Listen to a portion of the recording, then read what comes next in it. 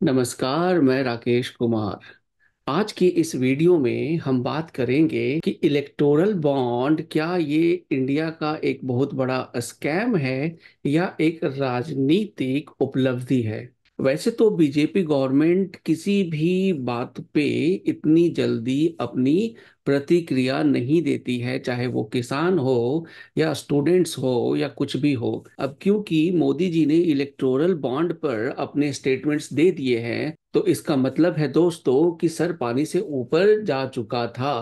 तभी प्रधानमंत्री मोदी को जवाब देना पड़ा। तो चलिए सबसे पहले समझने की कोशिश करते हैं कि इलेक्टोरल बॉन्ड होता क्या है। 2017 में बीजेपी सरकार एक नई स्कीम लाती है जिसमें किसी भी पॉलिटिकल पार्टी हो, चाहे बीजेपी हो या कांग्रेस हो, आम आदमी पार्टी हो, समाजवादी पार्टी हो, कोई भी पार्टी हो, एक्स वाई जेड, उनको कोई भी चंदा दे सकता है। चाहे वो आप एक इंसान हो सिंपल, आपको अगर बीजेपी पसंद है तो आप लाखों रुपए, करोड़ों रुपए दे सकते हो। या आप एक ऑर्गेनाइजेशन हो, बड़ी बड़ी कंपनी हो, किसी पॉलिटिकल पार्टी को आप फंड करना चाहते हो तो आप दे सकते हो। तो यहाँ पर कोई लिमिट नहीं थी, आप कितने भी पैसे दे सकते हो। ये स्कीम 2018 से धड़ल्ले चल रही थी। फिर अचानक 15 फरवरी 2024 को सुप्रीम कोर्ट कहती है कि ये तो अनकंस्टिट्यूशनल है। पॉलिटिकल पार्टीज को बताना पड़ेगा कि उसने कहां कहां से चंदा लिया है, किस डेट को लिया है और कितना लिया है। चाहे बीजेपी हो, चाहे कांग्रेस हो, चाहे कोई भी पार्टी हो।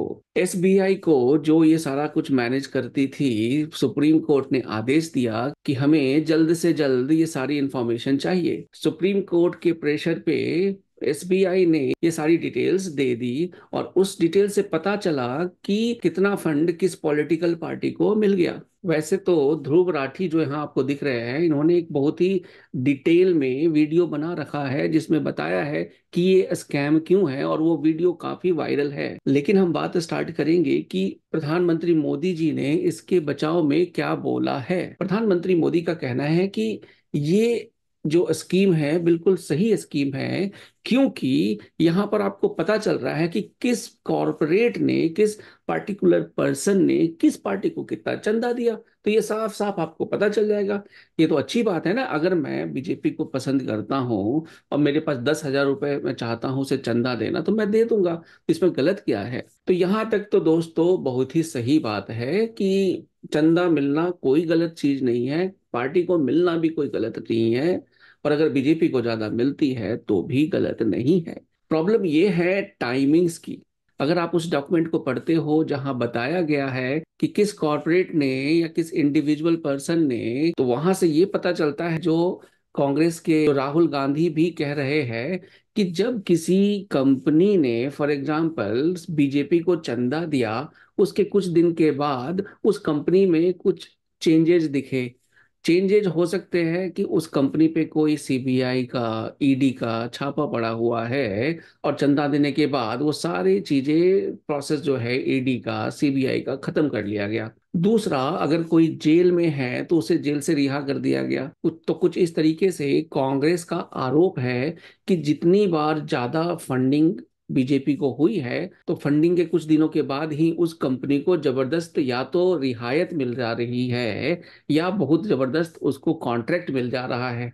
तो बस दोस्तों यही है कहानी इलेक्टोरल बॉन्ड की। और आप खुद डिसाइड करो कि क्या ये स्कैम है, क्या ये चंदा दो और धंधा लो वाला स्कैम है, या फिर बीजेपी, क्या ये एक मास्टर स्ट्रोक है जिसमें सब कुछ क्लियर, क्रिस्टल क्लियर है कि भाई किसने किस कंपनी को चंदा दिया।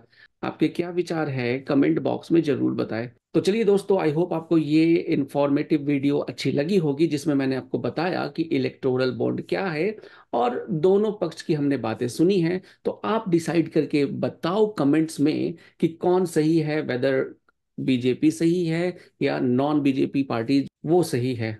तो चलिए मिलता हूँ अगले वीडियो में अगले पॉलिटिकल व्यू के साथ। जय हिंद।